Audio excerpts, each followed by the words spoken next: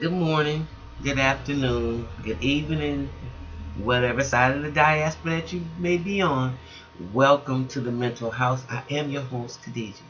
As I said, I don't have a lot of time and I got to get out of here, but I do have to make sure I bring my family a thought posture, something to think about today, especially in light of people giving my brother Killer Mike a lot of flack. Well, I ain't gonna say a lot of people. Certain groups are trying to give him, flack about what he said at the All Black Convention in terms of, you know, people not being able to feed themselves and things of that nature, which I agree with 1,000%. But what I'm, what I am focusing on this morning is, we do a lot of focusing on the police and the police brutality and the police and the police and the police, and rightfully so. Don't get it twisted.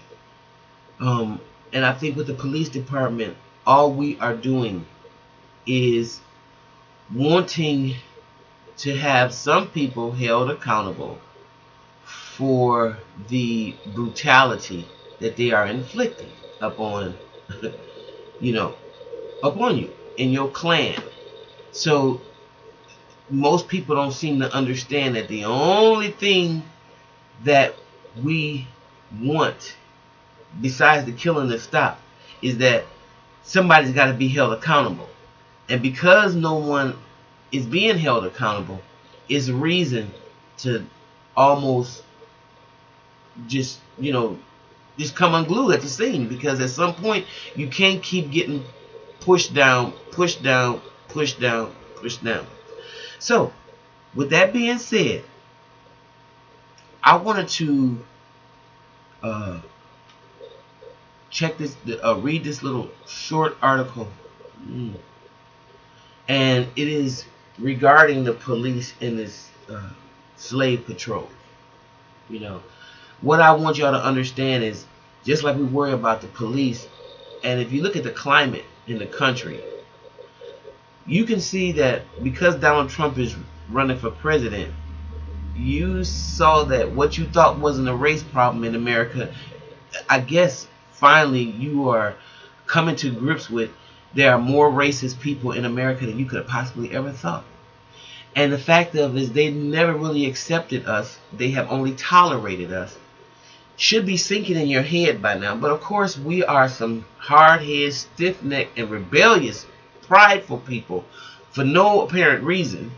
Um, but that's just an inherent blockage at this point.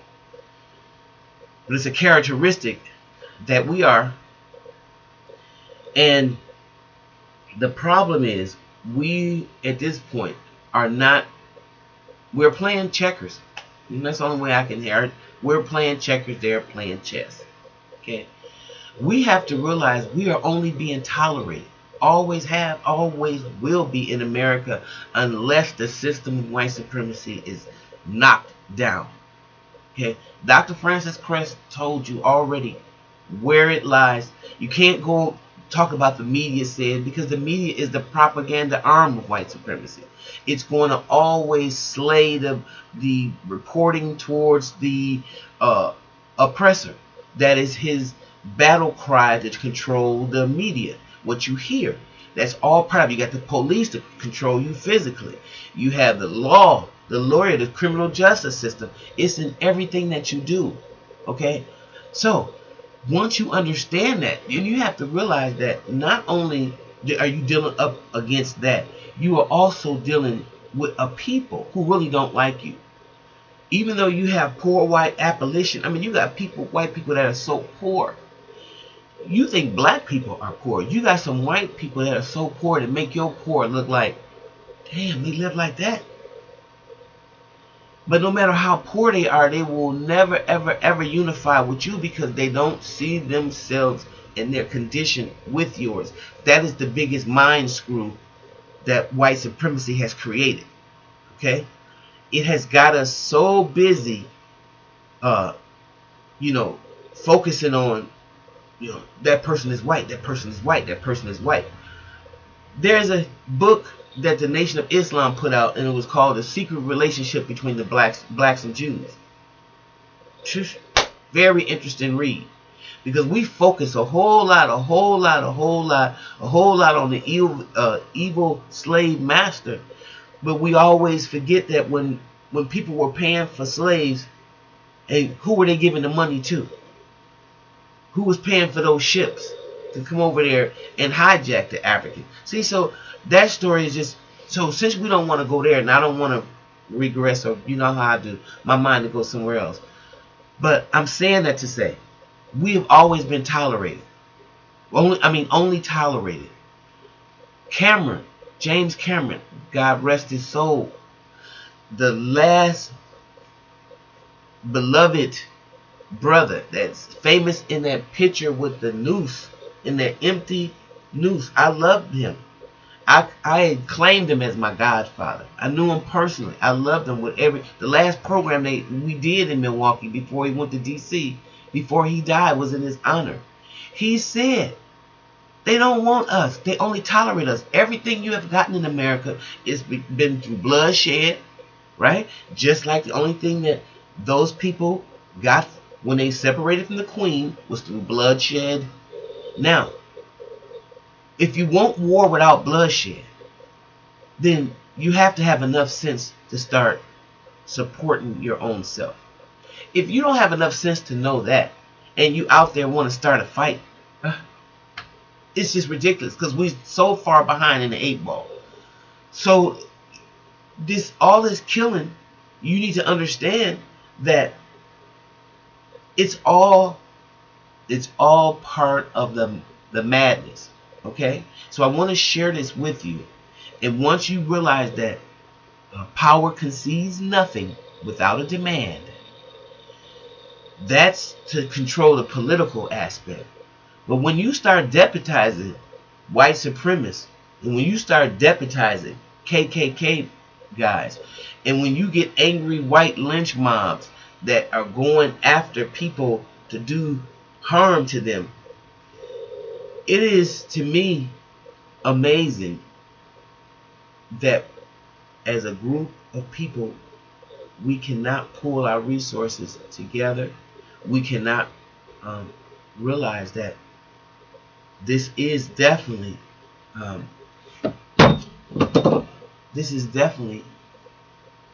what you call war.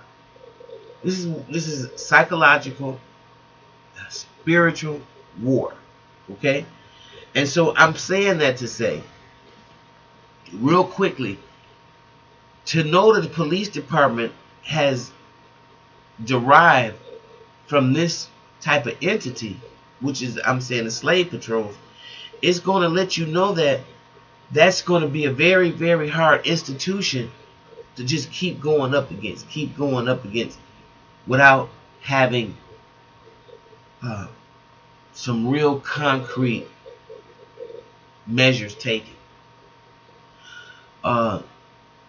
Real quickly, while whites held power in the slave-owning South, by the late 1700s, they were beginning to vastly be outnumbered by the slaves, brought over by the boatload to make plantations profitable. Rather than reveling in dominion over their subjects, white South Carolinians were paranoid, fearing for their lives as blacks began to outnumber them almost 2-to-1. The Stono Rebellion brought home this point. In response to the Stono incident, South Carolina became the first of the 3 slave-owning states to adopt a comprehensive slave code.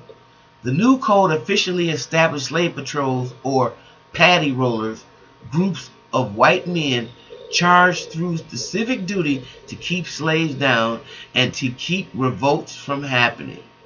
Do you hear this? To keep revolts from happening. There's a subject of a new book, Slave Patrols, by Florida State historian Sally Haddon. So you can get that book and see. It is a real comprehensive look at just the slave patrol and the police departments, the evolution. Anyway, the research done by on slave patrols is seemingly out of proportion to the large role they played in the perpetuation of a slavery system in the South. Every slave-owning state had active slave established patrols, and though they had many functions within the community, they had one basic job, and that was to act as the first in line in defense against a slave rebellion. They caught runaway slaves, enforced slave codes, discouraged any large gathering of blacks, and generally perpetuated the atmosphere of fear that kept the slaves in line. In other words, this is no Steel Magnolias. Hollywood filmmakers wouldn't recognize the little insecure, hostile South of the 1740s, where slave patrols amounted to, in Haddon's words, the unequivocal manifestation of white fear. Like fear of a black planet? Kinda. Alright, gotta get out of here. Come back later. We'll talk a little bit more about these slave patrols and how the patrollers are the police officers.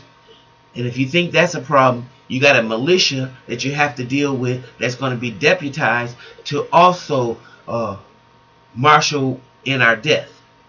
So we have no choice at this point, in my humble opinion, but to start using the spiritual magic and the mental magic and powers that we possess. And if we can't think like that, we are doomed.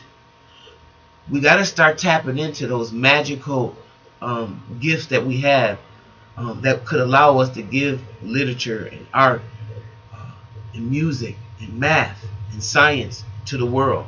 And if we do not tap into those aspects of our higher nature, and if we are still on this low vibration, being entertained by everything low life, then it's going to kill and it's going to stop. It's going to magnify.